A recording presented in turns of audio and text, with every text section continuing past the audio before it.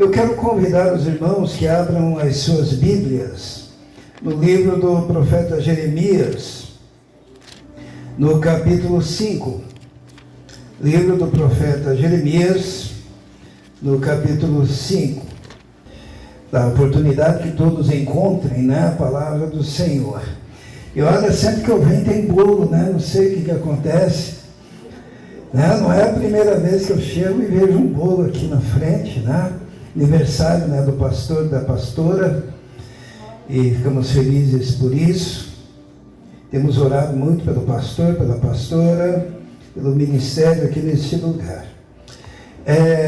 Vamos ler então o versículo 1, diz assim: percorram as ruas de Jerusalém, olhem e observem, procurem em suas praças para ver se podem encontrar um homem que haja com honestidade e que busque a verdade. Então eu perdoarei a cidade. Numa outra tradução diz assim: procurem em suas praças para ver se podem encontrar alguém, um homem, que haja com honestidade e busque a verdade. Tem uma tradução também que diz apenas que possa encontrar alguém que haja com honestidade e busque a verdade. Amém? Vamos orar. Santo e eterno Deus, dependemos neste momento totalmente do Senhor. Sabemos que de nós mesmos nós não temos os recursos, as condições para anunciarmos tão grande palavra do Senhor. Mas dependemos do Teu Espírito, da Tua direção, da iluminação do Senhor. E pedimos a Deus então que o Senhor esteja agindo, tanto no pregador, quanto em cada pessoa que estará ouvindo a Tua voz, a Tua palavra. Em nome de Jesus. Amém. Os irmãos podem se assentar.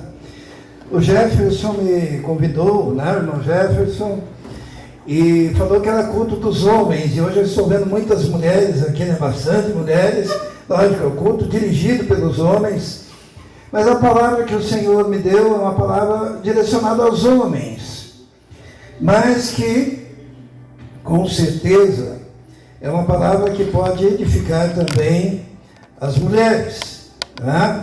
Esse texto da palavra de Deus é muito interessante, porque Deus condiciona salvar a cidade a encontrar um homem naquela cidade.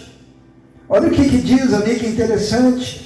Procurem em suas praças para ver se podem encontrar alguém que haja com honestidade e que busque a verdade. Então, eu perdoarei a cidade. Era para encontrar um homem, era para encontrar uma pessoa justa, uma pessoa honesta, uma pessoa correta, uma pessoa que servisse a Deus. E o lugar onde o profeta levado a procurar essa pessoa é no centro de culto e de adoração a Deus, porque era em Jerusalém, a cidade do grande Deus, era o lugar do templo, da casa do Senhor, e Deus, ele queria encontrar naquele lugar. Imaginem como que era Jerusalém. Jerusalém ela recebia os cidadãos de Israel diversas vezes ao ano, porque tinha festas, né? Tinha quais festas? Festa da Páscoa, festa de Pentecostes, festa de Purim, e mais festas. Era um povo que fazia festas religiosas, e era em Jerusalém, porque o centro do culto era em Jerusalém, no templo do Senhor. Nós podemos imaginar que não seria muito difícil encontrar em Jerusalém um homem justo, correto. E Deus diz assim: encontrar um, eu perdoarei a cidade. Irmãos, quando nós vamos um pouquinho mais adiante no capítulo 7, porque a primeira busca era uma busca na cidade de Jerusalém, mas lá no capítulo 7 é dito uma coisa interessante. Olha o versículo 1, diz assim: esta é a palavra que veio a Jeremias da parte do Senhor.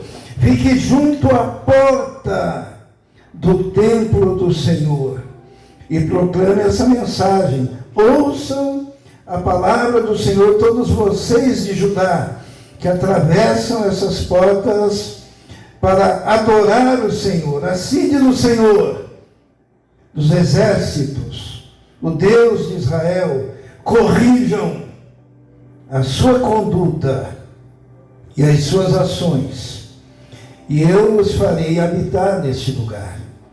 Então, se a busca era na cidade toda de Jerusalém para encontrar um, agora Deus diz para Jeremias: agora vai na porta do templo e fale para esse povo, corrijam as suas condutas e as suas ações, eu perdoo a cidade. Os irmãos viram que foi afunilando, né? Primeiro era uma procura ampla e agora é na porta do templo. Seria mais ou menos ficar na porta ali, que nem está o irmão, tentando encontrar um que obedecesse a Deus. E especificamente, aqui a busca é por um homem temente a Deus. É uma coisa muito séria, né? Nós vivemos numa época difícil, os irmãos sabem, de muita apostasia, de muita religiosidade, de muitos templos lotados, como era em Jerusalém, templos lotados, porque toda a nação cultuava lá no templo de Jerusalém. Mas Deus estava procurando alguém, e Ele procura homens, mulheres, servos, que sejam obedientes a Deus, que busquem a verdade, que sigam na verdade, com procedimento correto, com vida santa. E Deus procura aqui também entre nós. Deus procura, porque Deus está atento, porque os homens estão atentos e observam a sua conduta. Lembram da mulher sunamita? A mulher sunamita via Eliseu passando pela cidade de Sunem e fazendo o seu ministério, né? E passava aquele homem continuamente na cidade de Sunem. E daí um dia ela olhou para aquele homem e falou para o marido dela. O que ela falou para o marido dela? Falou assim: tenho observado que este que passa sempre por nós é um santo homem de Deus. Então nós somos observados, assim como Eliseu foi observado. Talvez ele nem soubesse que tinha uma mulher naquela cidade que estava percebendo as suas ações. E assim é contigo onde quer que você ande, lá no seu trabalho, na sua escola, nas suas atividades, você é observado. Mas muito mais do que ser observado pelos homens, nós somos também observados por Deus. Lembram lá de Jó? Jó falou para o inimigo. O que ele falou? Observaste o meu servo Jó, que não há na terra homem semelhante a ele, temente a Deus, que se desvia do mal, homem reto nos seus caminhos. Deus observando. E assim como Deus observou e falou e testemunhou e elogiou Jó, Ele também está olhando para a gente. O que Ele pode falar de você? Mulher sunamita, eu tenho observado. Deus, observaste o meu servo? Homem temente a Deus. E Deus procura homens tementes, porque vai fazer toda a diferença. Tem um pastor, ninguém sabe o nome desse indivíduo, né? Talvez o Israel se lembre, né, do nome dele, mas a gente lembra de alguns nomes como Spurgeon, né? A gente se lembra de nomes como Billy Graham, mas teve um cara que a gente nem lembra o nome dele, que um dia ele foi pregar num vilarejo, lá no meio do mato. Tinha um piazinho lá de 14, 15 anos, bem caipira, e resolveu ir ouvi-lo. E esse piazinho, o nome dele é Billy Graham. Foi o pastor que pregou para o Billy Graham. Ninguém sabe o nome dele. Mas imagine o tamanho da obra que ele fez, levando o evangelho para um garoto que depois se torna o maior evangelista do nosso século, do século passado, né? Ele pregou em todas as nações praticamente. Mas tinha um homem lá, que ninguém sabe o nome, que era justo, reto, temente a Deus, disposto a ir no interior proclamar a palavra, e ali foi alcançado um homem. Deus procura homens consagrados. Sabe, hoje eu quero rapidamente, o Jefferson, ele me deu lá o tempo, né, da mensagem. Eu nem lembro mais, então, se eu passar. Ele falou rapidinho aqui, né? Mas hoje eu quero falar de 3 tipos de homens, 3 homens. E eu quero que você, homem, se identifique. Ah? E as mulheres também, né? As mulheres também é para as mulheres. Então nós vamos abrir. O primeiro homem que eu quero mostrar para os irmãos está lá no livro de Ageu. E nós poderíamos até dar um voto de dizer, não, ele não estava tão errado. Porque, na verdade, esse homem que aparece aqui em Ageu, este ser, não é falado o nome deles, né? São diversos, na verdade. Porque no livro de Ageu o que acontece é o seguinte, no capítulo 1, o povo tinha acabado de voltar do cativeiro, e as terras, as propriedades, a nação, que estava abandonada há quanto tempo? 70 anos. Jefferson, se a sua casa tivesse abandonada há 10 anos, e você retornasse para a sua casa, o que ia ter lá? Ia ter telha quebrada, teia de aranha, ia ter chão arrebentado, ia precisar fazer. Agora imagine 70 anos, aquele povo voltando, e chegam lá para a nação, e com uma missão. A missão era reconstruir a sua nação, a sua casa, a sua família. E você, homem, qual seria a sua preocupação? Se não, cuidar da sua casa, né? Não é isso? Ô Jefferson, não é isso? Ah, já tinha a propriedade que era da família, vamos lá.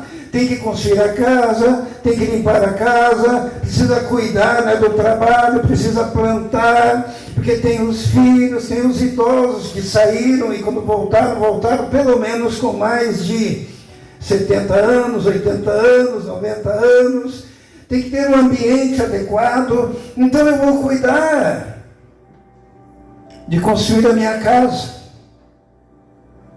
E este homem que voltou do cativeiro, nós vamos chamá-lo de um homem desequilibrado. Será que você é este homem desequilibrado? Vamos ler Ageu, no capítulo 1, A partir do versículo 2, diz assim a palavra do Senhor: assim diz o Senhor dos Exércitos, este povo afirma, ainda não chegou o tempo de reconstruir a casa do Senhor. Por isso a palavra do Senhor veio novamente por meio do profeta Ageu. Acaso é tempo de vocês morarem em casas de fino acabamento, enquanto a minha casa continua destruída? Os irmãos percebem o que estava acontecendo? Nós poderíamos até dizer, né, para eles: não, eles acabaram de chegar, eles têm que reconstruir a casa, ele tem que reconstruir, né, as atividades para que ele possa ter sustento. Mas Deus olha e diz assim: olha, esse povo que acabou de voltar, ele está dizendo que ainda não é tempo de se preocupar com a casa de Deus. E daí Deus responde, diz assim: olha, acaso é tempo? Olha a importância dessa palavra tempo, porque, né? Acaso é tempo de vocês morarem em casas de fino acabamento? Em algumas traduções está forradas, apainadas, né? Traz a ideia de cuidar da casa, né? O que não é errado cuidar da casa, sabe? Acaso é tempo de vocês morarem numa casa de fino acabamento, enquanto a minha casa, que era o templo de Deus, a casa de Deus, que havia sido destruída, estava abandonada? Por isso que eu digo que esse homem que aparece aqui, essa família, esse povo que aparece aqui, é um povo desequilibrado. Porque eles muito bem davam prioridade à sua casa, eles davam prioridade ao acabamento da sua casa, eles davam prioridade em forrar a sua casa. Era tempo de cuidar da sua casa, de cuidar da sua fazenda, da sua plantação, da sua subsistência, do seu trabalho. Mas ainda não era tempo do quê? Da casa de Deus. Será que isso acontece hoje em dia? É uma questão de prioridades, é uma questão de planejamento, é uma questão de você saber quais são os seus caminhos, as suas escolhas, né? Tem gente que tem tempo para tudo. E hoje eu estou falando para os homens, é isso, né? Tem gente que tem tempo para tudo, mas não tem tempo para a casa de Deus.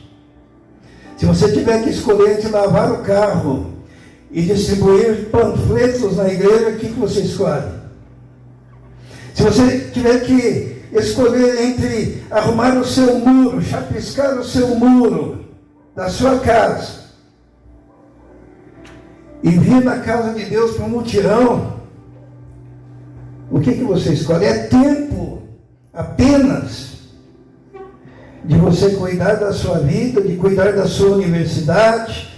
Eu sempre falo para Israel, está fazendo 2 universidades, 2 faculdades, mas a prioridade é casa de Deus, é culto de oração, é leitura bíblica, é comunhão com Deus. E você, homem, muitas vezes não tem tempo para Deus. E é fácil se justificar. Esse povo tinha facilidade para se justificar. Nós estamos reconstruindo a nossa casa, se preocupando com a nossa família. Mas Deus, Ele diz: olha, a sua ordem de prioridades está errada. Porque no versículo 5 diz assim: agora assim diz o Senhor dos Exércitos, vejam aonde os seus caminhos os levaram.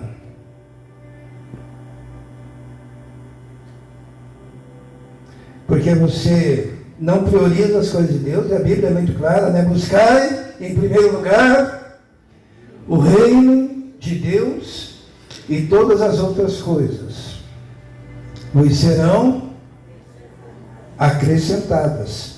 Deus diz: olha, vocês fizeram essa inversão nas prioridades, vocês são desequilibrados, Vocês deveriam cuidar da casa de vocês, com certeza, mas também da casa de Deus. Olha onde seus caminhos os levaram. E Deus daí, ele mostra o que está oculto por trás disso como consequência. E a consequência está no versículo 6. Vocês têm plantado muito e colhido pouco. Vocês comem, mas não se fartam. Bebem, mas não se satisfazem. Vestem-se, mas não se aquecem. Aquele que recebe o salário, recebe-o para colocá-lo num saco furado, numa sacola furada, um saquetel furado. Tem algumas traduções, né? Isto é, a ordem de prioridades na vida deste homem, desta família, deste povo, estava invertida. E ele trabalhava muito. Você às vezes não pensa, como eu estou trabalhando tanto, parece que a coisa não vai. E talvez o que você tenha que fazer é continuar trabalhando, mas dando ao Senhor o tempo prioritário, tempo de qualidade para a igreja, tempo de qualidade para a sua família. Pastor, tem um amigo meu que ele diz assim que os homens gostam muito de carro, né? Se eles passassem tanto tempo alisando as esposas como eles alisam os carros, os relacionamentos estariam bem melhores. É uma questão de tempo, né? De prioridade. Não é verdade? Eu gosto do pastor Macedo, está sempre namorando, né? A esposa. Isso é importantíssimo, né? Ele dá tempo de qualidade para a esposa. Aprendam, os jovens. Dê o exemplo. Oi? Devemos dar o exemplo, com certeza. Tempo de qualidade para os filhos. É tempo de servirmos a Deus. Este primeiro homem é um homem desequilibrado. No versículo 7, o Senhor repete: assim diz o Senhor dos Exércitos, vejam aonde seus caminhos os levaram. E ele dá a ordem: subam ao monte, tragam madeira, construam o templo, para que eu me alegre e seja glorificado, diz o Senhor. Vocês esperavam muito, mas eis que veio a ser pouco. E o que vocês trouxeram para casa, eu dissipei com um sopro. E por que fiz isso? Pergunta o Senhor dos Exércitos. Por causa do meu templo, que ainda está destruído, enquanto cada um de vocês se ocupa com a sua própria casa. Esse é o homem desequilibrado. Eu não estou querendo dizer, as irmãs vão ficar bravas comigo, vão falar para o marido não ficar lá arrumando o muro, arrumando a casa, arrumando o forro, arrumando o telhado. Tem que fazer tudo isso. Porém, a casa de Deus não pode ser abandonada. Falando para os homens, aqui o Jefferson, o líder, né? O Jefferson chamando que a igreja do Senhor vai crescer na medida que homens fortes trabalhem com afinco e não sejam desequilibrados, cuidando prioritariamente das suas coisas e deixando por último as coisas do Senhor. Primeiro homem que aparece. O segundo homem que eu gostaria de falar está em 2 Reis, no capítulo 4, que é uma história muito conhecida. Acho que a gente não precisa nem ler todo o texto, que é grande, mas é no capítulo 4, versículo 8, de 2º livro dos Reis, que é aquela mulher sunamita que diz: tem observado este homem que passa sempre por nós, e ele é um santo homem de Deus. E ela fala isso para o marido dela, mas o marido dela, ele não estava observando também, né? E ela toma a iniciativa, ela chega para o marido e diz: olha, vamos fazer para esse homem de Deus um quarto de tijolos. Vamos colocar uma cama, uma mesa, uma cadeira, uma lamparina para ele. Os irmãos estão percebendo que essa mulher era uma mulher de iniciativa, né? Na hora de observar o homem de Deus foi a mulher. Na hora de dizer que é para construir um quarto, colocar uma lamparina, colocar uma mesa, colocar um candeeiro. Quem fez? Quem tomou a iniciativa? Foi a mulher. Então, o segundo homem que eu gostaria de dizer é o homem ausente. Ausente das coisas espirituais dentro da sua casa. Olha, o profeta Eliseu, ele ficou tão feliz como foi cuidado dentro daquela casa, que ele chegou para a mulher e disse assim para a mulher sunamita: você quer que eu fale ao governador por você alguma coisa que você precise? Ou que eu fale ao rei alguma coisa que você precise? Aquela mulher respondeu, sabe o quê? Ela respondeu: eu habito no meio do meu povo. Isso é, se eu precisar falar com o rei, eu mesmo falo. Se eu precisar falar com o governador, eu mesmo falo. Estão entendendo? Era mulher de iniciativa. E aquele homem, o marido da sunamita, ele foi trabalhar. Não, antes, vamos certinho na história, né? Ele viu que aquela mulher era estéril, não tinha filhos, e profetizou: daqui a 1 ano você terá um filho. E uma vez, depois que esse filho nasceu, aquele homem estava trabalhando no campo, e o menino foi ao encontro dele, e aquele menino ficou doente, começou a gritar: ai minha cabeça, ai minha cabeça, ai minha cabeça. E aquele pai fez o quê? Disse assim: leva ele para a mãe dele. Que homem que é esse? Daí diz a palavra de Deus que aquela criança ficou no colo da mãe até morrer. Aí novamente essa mulher chega para o marido e diz: olha, eu preciso de um jumento, eu preciso de suprimentos, eu preciso de diversas coisas, porque eu vou até o homem de Deus, que ela queria pedir pelo filho morto. E aquele homem respondeu o quê? Aquele homem falou assim: mas não é sábado, não é dia de culto, não é dia de festa, o que você vai fazer lá? Esse é o homem ausente nas coisas espirituais. Ele vai só até aquele limite. Ah, mas o que você vai fazer na igreja? Hoje não é domingo. O que você vai fazer na igreja? Para que tanta atividade assim? O que você está buscando na igreja? Por que você está se envolvendo tanto na igreja? Aquele homem praticamente disse para a sunamita: não é dia de festa, o que você vai atrás do homem de Deus? E ela foi. E Eliseu orou, teve todo aquele processo. O menino foi ressuscitado e devolvido para sua mãe. Existem homens que não assumem o seu papel dentro de casa, dentro do lar. E daí, não adianta falar mal da mulher, porque a mulher, ela vai assumir. Ela vai ter que ser o homem e a mulher da casa. Por isso que é muito importante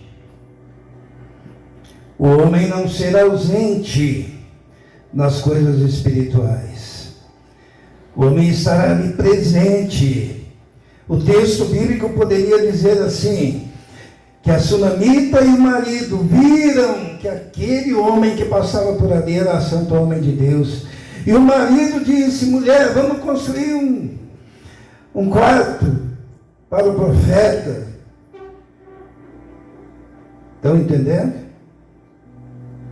Mas é tão interessante, irmãos, que mais tarde o profeta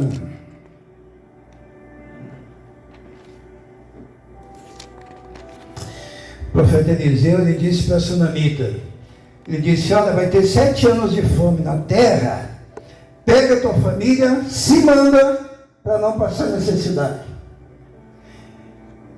O profeta falou, está no capítulo 8 de 2 Reis, o profeta falou para quem? Falou para a sunamita: pega a sua família e vai. E ela foi, e nesses 8 anos, ou melhor, 7 anos que eles ficaram fora porque tinha fome na terra, alguém se apossou da propriedade dela, alguém se apossou dos bens dela. E quando ela volta desses 7 anos, ela vai até o rei para pedir as coisas dela de volta. É interessante que não foi o marido, né? Cadê o marido dessa mulher? Foi ela.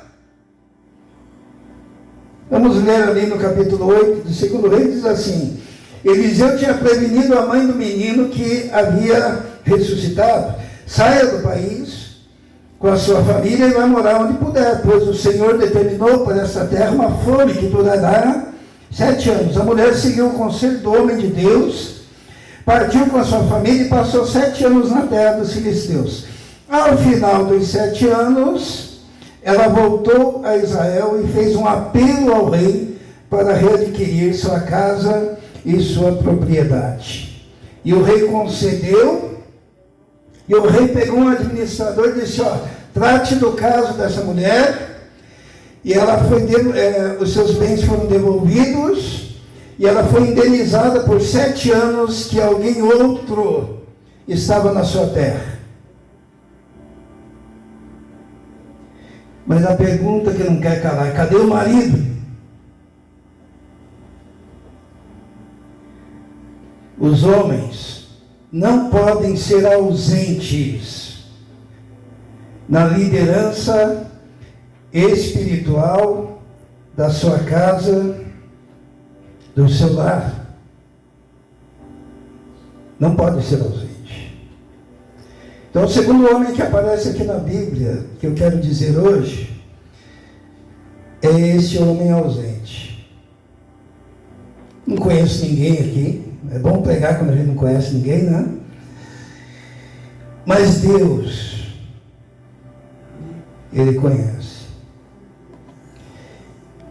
E se há incorrência, tanto naquele que é desequilibrado, lembra lá de Ageu, né?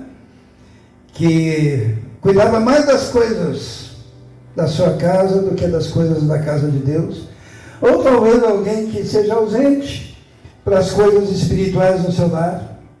Há tempo para que tudo seja resolvido e você assuma uma postura de responsabilidade dentro da sua casa. O terceiro homem que aparece, que eu quero dizer hoje, é o Jó. Vamos lá, Jó capítulo 1. E nós encerramos com este, porque a palavra de Deus diz lá em Jó capítulo 1 que na terra de Uz havia um homem chamado Jó. E ele era um homem íntegro, justo, temente a Deus e que se desviava do mal. E esse homem é um exemplo para nós, que não obstante tudo que ele sofreu, mas quando fala do caráter desse homem, ele é um exemplo a ser seguido. Porque a primeira coisa que diz é da sua integridade. Ele era um homem que cuidava da sua integridade. O que é integridade? É a sua vida interior, seu relacionamento com Deus. Era um homem íntegro, ele era justo. Significa que que ninguém consegue isso sem ter intimidade e comunhão com Deus, e buscar a Deus e servir a Deus. Ele era um homem que cuidava da sua vida espiritual de forma intensa e profunda. Mas alguém pode dizer: não, mas ele não tinha o que fazer. Só que, muito embora ele cuidasse muito bem da sua vida espiritual, diz o versículo 2 que ele tinha 7 filhos, 3 filhos, e possuía 7.000 ovelhas, 3.000 camelos, 500 juntas de boi, 500 jumentos e tinha muita gente a seu serviço e era o homem mais rico do Oriente. Significa que toda a responsabilidade que ele tinha como administrador, se fosse nos dias de hoje de uma grande empresa, com quantos funcionários? Nem diz, né? Muita gente. E com muitos bens, e com muitas verdades. Isso não era desculpa para que ele não tivesse um relacionamento com Deus, né? Ele conseguia conciliar o que nós poderíamos chamar hoje da sua vida profissional com a sua vida em relação à sua intimidade com Deus. Porque tem gente que pensa, não, é rico, então ele punha alguém lá, mas os irmãos sabiam que o boi só engorda debaixo dos olhos do dono. Você pode ter uma empresa muito boa, mas se você bobear, você fica sem empresa, sem funcionário, sem nada. Isso é quem administra, gasta tempo, gasta energia, gasta inteligência. O administrador, ele trabalha. E muito.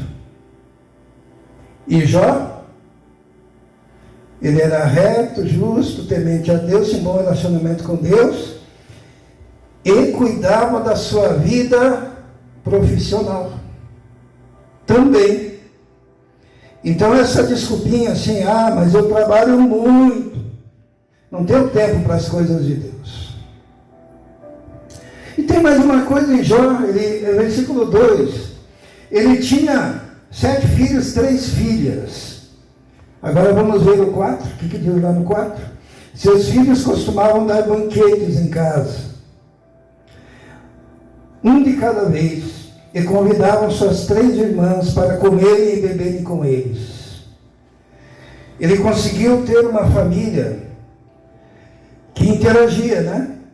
Os filhos davam banquetes, convidavam os irmãos e convidavam as suas irmãs, e eles estavam reunidos, eles tinham interação, eles tinham comunhão, ele não estava todo mundo obrigado, um de um lado, outro do outro lado, porque havia ali um homem de Deus, e esse homem de Deus era líder no seu lar, e o testemunho é que esse homem de Deus conseguia manter os seus filhos em unidade, em amor, nas festas, porque é muito importante ter momentos do jantar da família, do almoço da família, e todo mundo junto.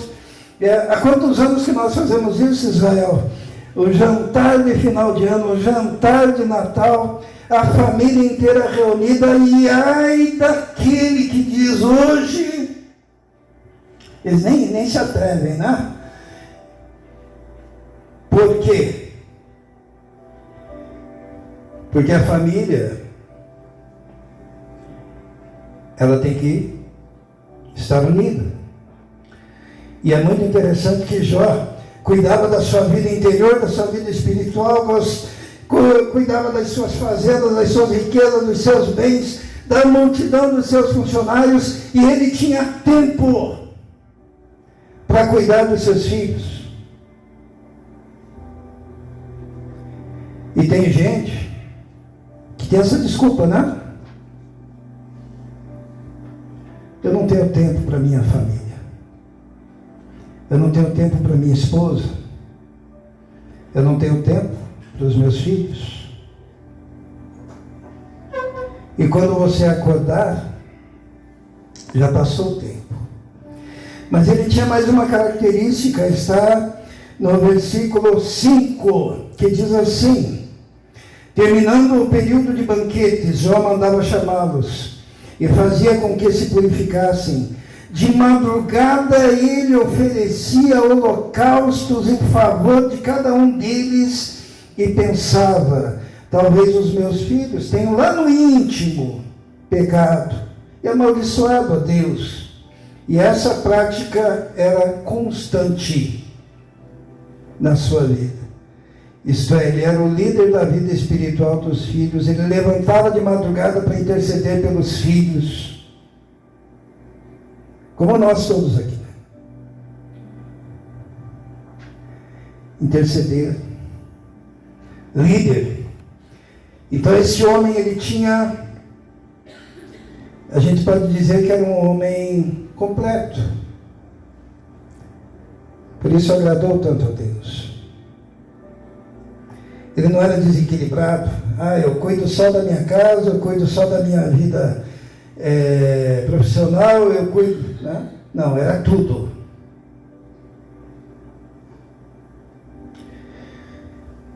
No livro de Jeremias, o primeiro texto lido,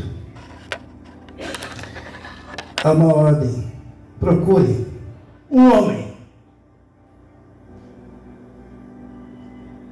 justo e verdadeiro, e eu perdoarei a cidade. Aqui nós podemos ter diversos. E o resultado disso é a transformação da igreja, grande avivamento, a transformação do bairro e a transformação da cidade. Feche seus olhos, baixe sua cabeça neste momento.